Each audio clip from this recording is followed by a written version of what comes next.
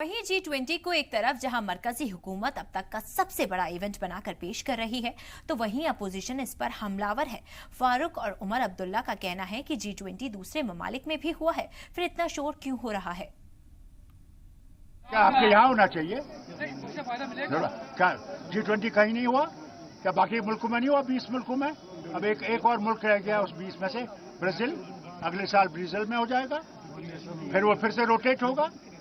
क्या है? मैं कुछ नहीं देख रहा हूँ ना G20 का। क्या करना है ना G20, ये बाकी मुल्कों ने भी किया है, इसके बाद और मुल्क भी करेंगे। आए हैं, देखेंगे दिल्ली का एक छोटा सा कोना और वापस चले जाएंगे। कम से कम इस बहाने दिल्ली में जो मैंने पढ़ा, कोई 4200 करोड़ खर्च हुए हैं सिर्फ दिल्ली को G20 के लिए तैयार करने के लिए। चलिए, और कुछ नहीं तो दिल्ली के रहने वालों को इस थोड़े से पैसे का तो कुछ ना कुछ फायदा तो मिलना चाहिए।